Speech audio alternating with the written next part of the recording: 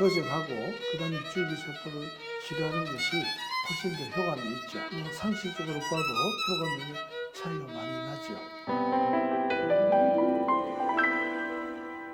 안녕하세요. 오늘은 경희대 의료원장을 역임하고 현재 정병원의 명예원장으로 계신 우리나라 관절염 그리고 인공관절 분야의 명의이신 유명철 원장님을 만나 뵈러 왔습니다. 반갑습니다, 원장님. 네, 반갑습니다. 네, 너무 오래간만에 뵙습니다. 네, 건강하시죠? 예. 네. 오늘 바쁘신 시간 내주셔서 너무 감사드리고요. 이제 원장님 지금 정형외과 의사로만 몇 년이신 거죠? 현재도 지금 진료를 보고 환자를 그렇지, 직접 보고 있으니까. 네, 수술도 하시고 뭐 하시니까 어떻게 보면은 전문의를 따고부터는 쭉 했으니까 네. 지금 한 45년, 50년 가까이 되죠. 네. 그럼 이게 원장님이 그 의과대 졸업하시고 정형외과를 선택하신 계기나 뭐 이런 게 있으실까요? 아주 중요한 계기가 있죠. 제 부친이 옛날에 그 철도 사고로 이 왼쪽 이 솜니 절단이 됐어요. 네. 그런데 제가 들어보면 그 당시에 어술이 워낙 낙후해가지고 이 살릴 수 있었을 것 같은데 살리지를 못하고 절단을 한 거예요. 이걸 어떻게 고치는 분야는 내과가 아니고 정형외과니까 내가 정형외과를 해가지고 이런 걸 할 수 있도록 해야 되겠다. 그렇게 해서 이제 의과대학도 하게 되고 또 정형외과를 전공하게 된 거죠. 저도 이제 자료를 찾다 보니 지금 인공관절 수술 15,000회라고 데이터가 나오던데 이게 상상이 안 되긴 하거든요. 그렇죠. 네.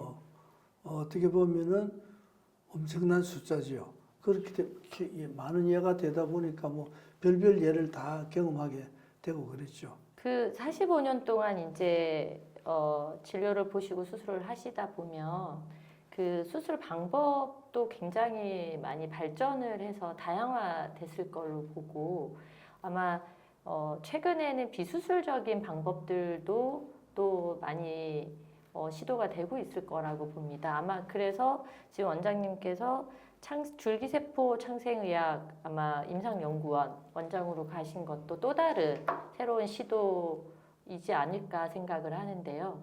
이 부분에 대해서 좀 설명을 해주시면 좋겠습니다. 줄기세포라는 거는 요즘 뭐 새로 나온 용어 같지만은 태아에서 이제 점점 어머니 뱃속에서 커져가지고 나중에 이제 10개월이 되면은 출생하는 거 아니겠습니까? 그러면 수정한 이후에 뱃속에서 이미 뭐 신경으로 갈 거, 피부로 갈 거, 또는 뭐 혈관으로 만들어질 거 이런 게 다 정해져서 가고 있거든요. 근데 그렇게 가게 하는 전 단계의 모세포라고 보면 되는 겁니다. 네. 이 나무의 줄기가 가지로 다 뻗어가는 그런 의미에서 줄기세포라 이렇게 이름을 붙인 건데 옛날에는 막 그런 개념만 있고 이게 어떻게 우리가 임상에 이용을 할까 하는 걸 깊이 생각은 못 했는데 우리가 잘 조작을 해서 우리가 원하는 방향으로 분해시키면은 이게 좋은 결과를 우리가 얻을 수 있지 않겠느냐. 예를 들어서 없어진 부분을 다시 재생을 한다든지 없어진 부분을 복원을 한다든지 질병 치료에 또는 항노화 치료 늘린다는 게 결국은 그런 생체 리듬과 과정이거든요. 이거를 좀 덜 늦게 할 수 있지 않은가. 그럼 어느 정도 저게 다 돼가지고 수명이 된 부분을 다시 신선하고 새로운 걸로 교체를 하면은 또 그만큼 갈 수 있지 않겠느냐. 이런 쉬운 생각이죠. 특히 일본 같은 데는 그 줄기세포를 써서 치료해도 허용이 되는 질병이 거의 뭐 요즘 한 100개 가까이 뭐 확대가 됐다고 내가 봐요. 구체적으로 뭐 큰 덩어리를 보면 한 몇십 개밖에 안 되지만은 뭐 그런 정도로 지금 되고 있으니까 앞으로 이 부분이 계속 발전되면은 과거에는 수술 외에는 방법이 없었던 부분도 이걸로 일부 해결할 수 있고 또 이제 뭐 늙어가는 것도 항노화 치료법을 이용해 가지고 좀 덜 넓게 또 늙더라도 늙어지는 속도를 좀 줄여가지고 진짜 우리가 말하는 120세, 130세, 150세 막 이렇게까지도 살 수 있게 되지 않을까 생각하고 그래서 지금 그쪽으로 상당히 지금 요새 매진하고 있다 이래 보시면 됩니다. 그러면 조금 이제 환자분들이 궁금해하실 구체적인 질문을 좀 드려보면 지금 말씀하신 것처럼 인공관절은 어차피 수술을 해야 되는 환자, 그럼 이제 상태가 조금 심한 환자들은 수술적으로 해결을 해야 되지만 조금 그래도 비수술로 해야 되는 데 있어서 줄기세포를 하는 게 유효하다라고 이해를 하면 되겠죠. 원장님? 그렇죠. 네. 뭐 이제 관절염에 국한해서 이야기를 한다면은 네. 아직 뭐 정확하게 관절염의 원인이 규명되어 있지는 않아요. 네. 뭐 많은 부분이 알려져 있지만은 뭐 유전적인 요소, 음식의 요소, 생활 습관, 뭐 심지어 체형 이런 것까지도 다 영향을 주고 있기 때문에 딱 한마디로는 이야기는 할 수는 없지만은 일단 환자가 원하는 거는 통증이 없어야 될 거 아닙니까? 네. 무릎에 진통제도 쓰고 소염제도 쓰고 또 뭐 그 해당되는 약들을 많이 쓰고 있고 또 운동도 많이 시키고 여러 가지를 하고 있습니다. 있는데 한마디로 이야기를 하면은 어떤 방법도 이 관절염을 100% 치료할 수 있는 치료법은 없다 이렇게 보면 되죠. 네. 정세를 개선하거나 병의 진행을 연장시키거나 또는 조금이라도 일상생활을 좀 편하게 하는데 도움을 준다. 이런 것들이죠. 원장님 45년 동안 이제 그 진료를 하시면서 정형외과도 여러 가지 수술 기술의 발전이 있었을 거라고 생각이 되고요. 최근에 이제 지금 말씀하신 것처럼 줄기세포를 활용한 또 그 정형외과 쪽에서의 치료가 굉장히 많이 활발하게 진행이 되고 있는 것 같습니다. 아마 그래서 원장님도 지금 아마 세계 줄기세포 이름이 굉장히 긴데요. 네, 창생의학 임상연구원의 원장으로 이제 지금 또 자리에 가셔서 지금 많이 연구하고 계신데 줄기세포 쪽에 조금 환자분들이 궁금해할 사항들을 질문을 드려보겠습니다. 우선은 줄기세포를 환자분들이 궁금해하시는 게 수술을 하고 회복이나 재생을 빨리 도와주기 때문에 줄기세포를 하는 게 좋다가 있고 수술 전 단계에 줄기세포 치료만 가지고도 실제로 회복이 될 수 있는지에 대한 두 가지 질문이 있을 것 같습니다. 무릎 관절의 관절염 원인이 여러 가지가 있는데 네. 그러니까 관절의 형태는 비슷하게 유지가 되고 있는데 안에 관절은 상해서 연골도 많이 상하고 뼈도 상해가는 이런 게 있는가 하면은 노인 보면 오다리라고 네, 하죠. 네. 그렇게 되는 경우가 많아요.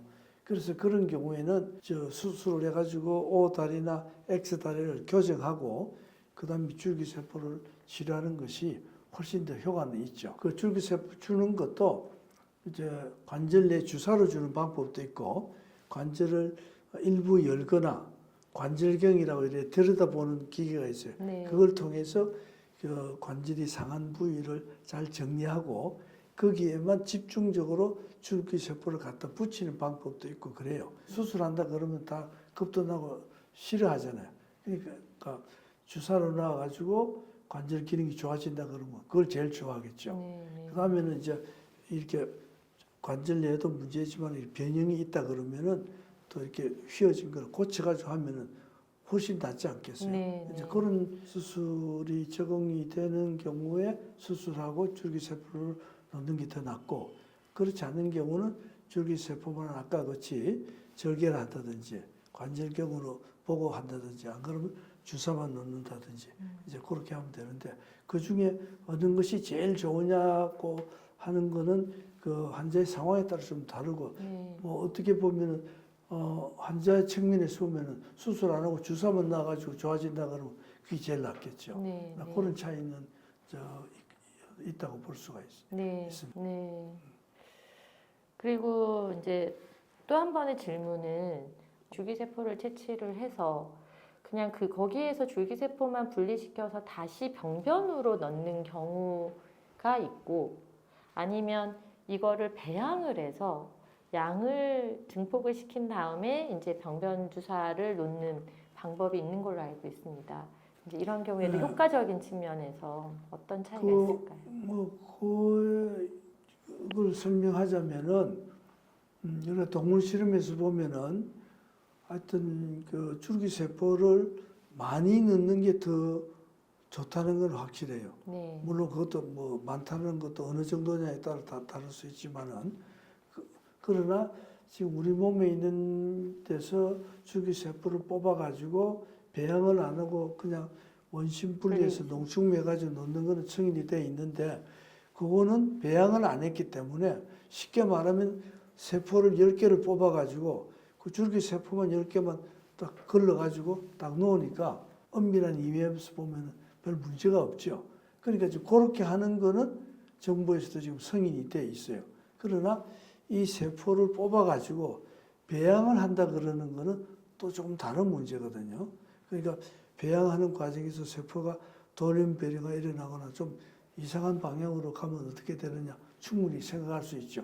그것 때문에 우리가 굉장히 많이 연구를 했어요. 그리고 지금 임상 실험도 많이 했는데 그 배양을 해가지고 적은 세포보다 많은 세포를 넣었을 때 혹시 암이나 다른 거로 돌연변이 될까 하는 거는 걱정 안 해도 되더라고요.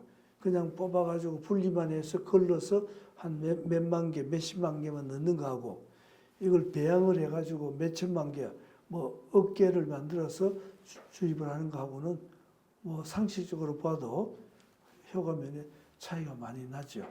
네, 여기서 조금 더 구체적으로 질문을 드렸을 때 배양을 하지 않고 채취를 한 다음에 원심 분리기를 돌려서 다시 주입을 했을 때 그러면 사실 내 몸 안에 있는 상태의 줄기세포인데 그걸 다시 빼서 넣는다라는 게 어떤 효과가 있을 거냐. 병변으로 넣기 때문에. 병변에 딱 넣으니까 양은 작지만은 그 병변에 들어가니까 조금 효과가 있을 수 있다. 네. 그런 뜻으로 이해를 해야지. 단지 이제 그 절개를 병변에 갖다가 붙여야 되는 그런 이제 문제가 있으니까 기술이나 모든 과정이 100% 완벽하다고는 할 수 없지만은 그래도 좀 효과가 있으니까 허가가 된 거예요, 신기술로. 그럴 때 이 줄기세포의 특징 중에 하나가 호밍 이펙트라고 영어로 그러는데 이 우리가 고향을 찾아간다는 뜻으로 그 뭐 병변이 있으면 거리로 가는 성질이 있어요.